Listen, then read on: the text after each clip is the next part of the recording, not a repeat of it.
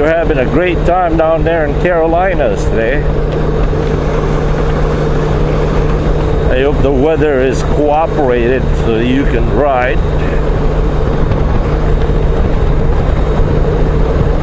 The temperature up here right now is 70 degrees. And it looks like it's about to rain and rain real hard. But you know, Wingman, the difference between you and me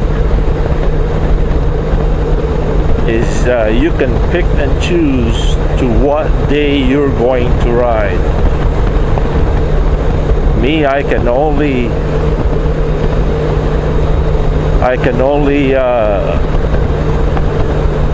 ride when I'm home, and that's very rare. I'm usually trucking 5 weeks at a time. So chances are, if it's not snowing on the ground, that means there's no snow or ice. Regardless of how cold it is, you'll see me out riding out here in Wisconsin. The only thing that would stop me from riding: black ice, snow, and real strong crosswind. On my earlier riding experience, a very strong crosswind hit me, and I tell you what, it was so scary. I actually had to lean forward, and I had to do this. I had to make some kind of an aerodynamic adjustment against the crosswind for me to stay on the road. That was, and even then, I ended up going down the ditch. Luckily, I got it down there, standing right up. The bike didn't fall over, but I had a heck of a time getting back up because it wasn't an embankment. I mean, that thing had to be like this, and I had to lean on my left side, because once I overstepped or overbalanced to the right, since my right foot was not on the ground, yeah, I think you know what could have happened. So anyway, you guys enjoy the show. I tell you what, the weather here is getting really scary. But you gotta ride whenever possible.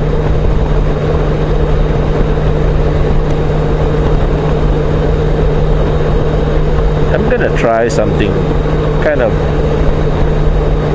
stupid. This is gonna be really stupid, but I seen a guy on YouTube doing this. I'm not gonna tell you what I'm gonna do. You'll just have to watch and see what I'm gonna do. Alright, in order for me to do this, I'm gonna have to take the microphone off. There we go.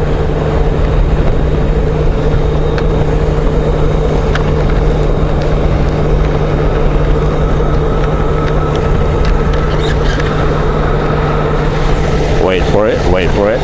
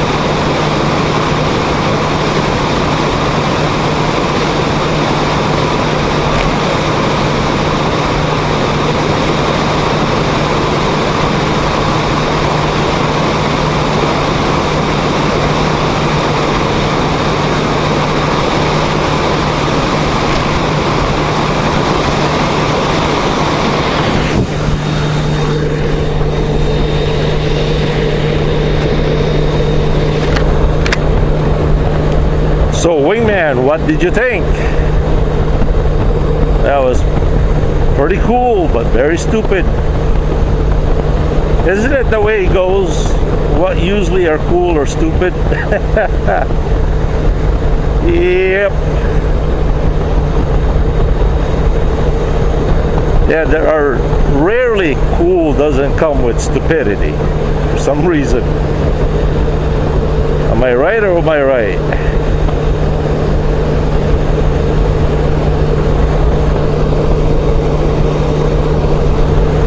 Anyhow. By the way, the microphone or the camera right now is upside down.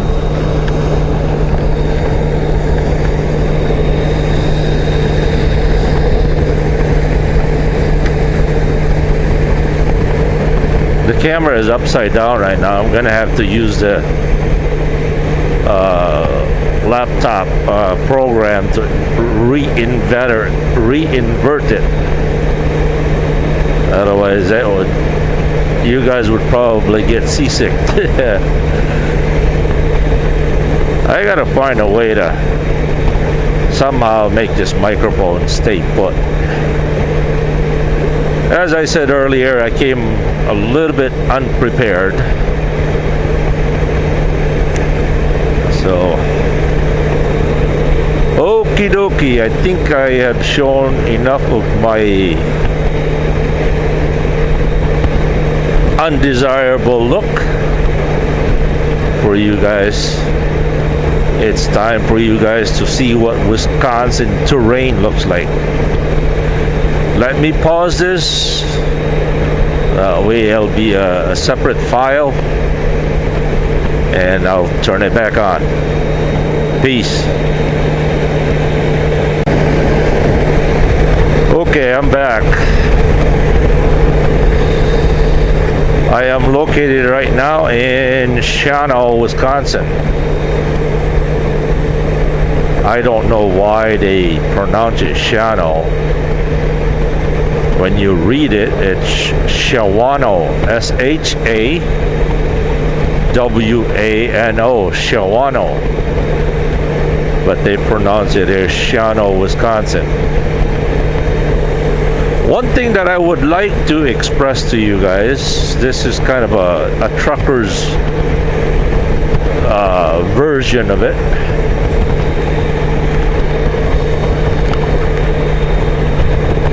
As a truck driver, I can separate the biker in me when I'm driving. When I'm driving a semi, I forget about being a rider. But when I'm driving a motorcycle, I can't take the trucker out of me. It's like the trucker can be in the motorcycle personality, but the motorcycle personality can't be in a trucker. Let me explain.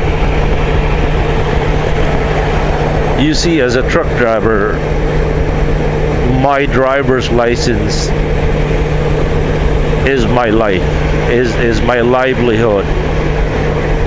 I know, you saw me do that stupid stunt a while ago. But 99% of it, I drive very carefully, and I don't speed too much. I have to protect my driver's license, because without my driver's license, my house of cards will fall apart real quick. Especially on construction zones. Speeding, as long as you're not 15 miles over the speed limit, because when you're over 15 miles over the speed limit, that's considered reckless driving. And anybody. It doesn't have to be a truck driver or a four-wheeler driver. But in four-wheelers, if you guys get caught and get a speeding ticket 15 miles over, you guys will get a hefty fine. God forbid if it's on a construction zone, that will double it. And basically you guys end up paying a lot of money to pay for that ticket. But when we truck drivers get a reckless driving, guess what? We got to pay the ticket just like you guys, and we get fired. Even if we're driving our personal vehicle, because driving is driving. It doesn't say, well, you were reckless driving, but it's on your personal vehicle, it doesn't count. They don't see it like that. So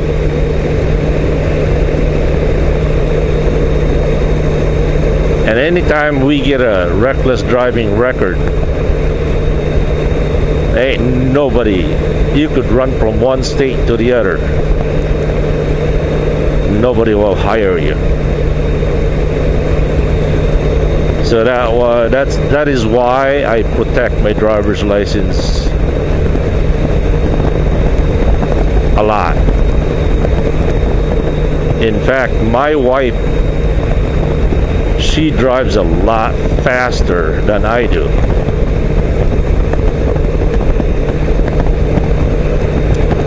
Whenever we're in a hurry to go somewhere, I'll let her drive. I'd rather she gets the ticket than I do, and she knows that.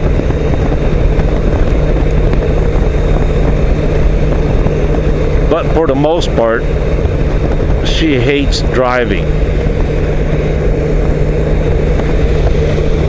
She thinks driving to Walmart from our house, which is only about 4 miles, is too far.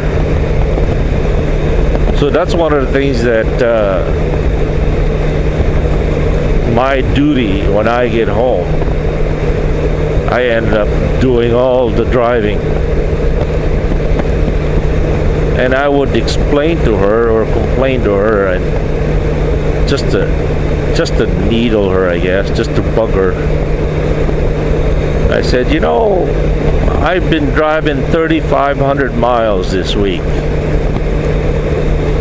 When I get home, I should be done driving. I should be in the passenger seat, relaxing. Instead, I end up driving her to Chicago. By the way, my wife is from the Philippines, which I am also from the Philippines. I was born and raised there. I migrated here in the United States back in 1990.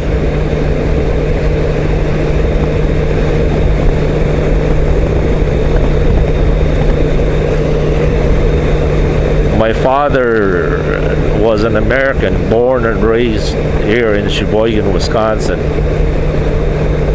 But as a young adult, he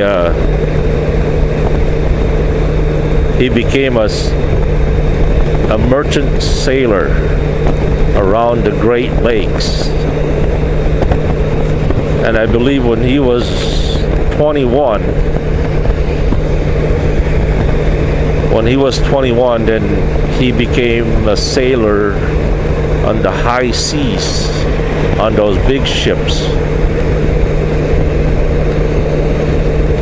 He did that for a while. One day they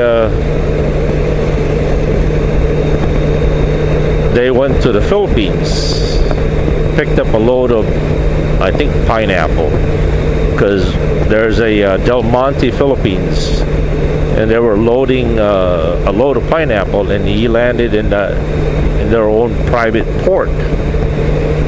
And when my dad saw the Philippines, he just couldn't resist. He had to jump off ship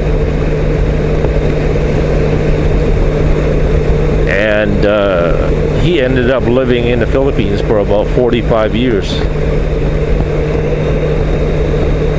He spoke fluently in our dialect. Even drove a taxi in Manila for a long time.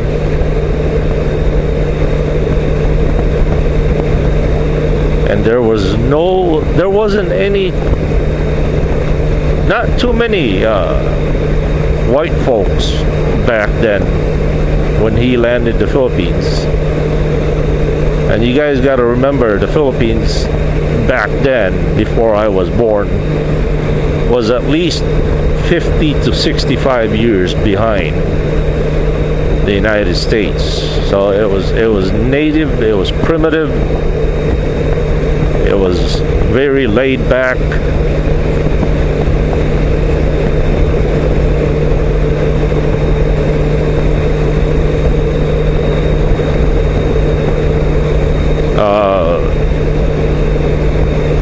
Kind of a funny story how my mom and my dad met. For some reason, my dad found himself in undesirable situations back then, and he was mistreated, misunderstood by the local people, and my mom then, as a young woman, she was a teacher, and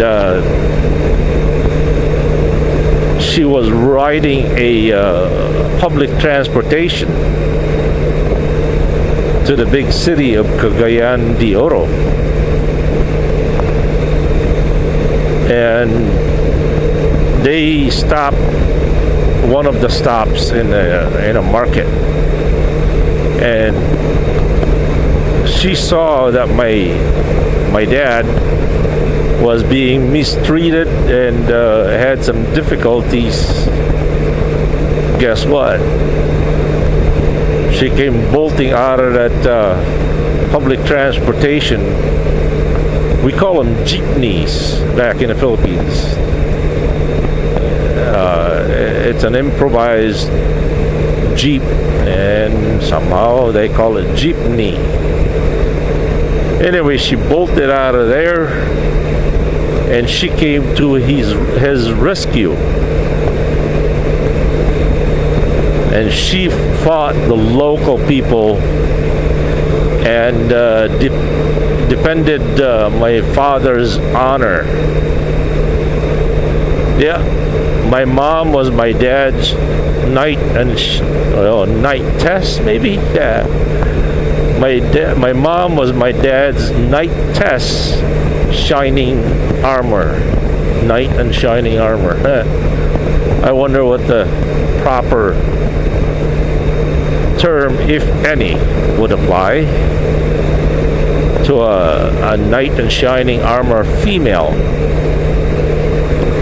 But anyway, somehow, as I said, my mom came to his rescue, and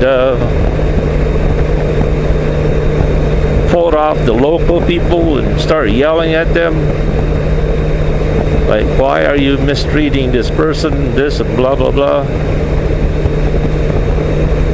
And I guess not soon after that they hooked up. And as Paul Harvey would say, now do you know the rest of the story?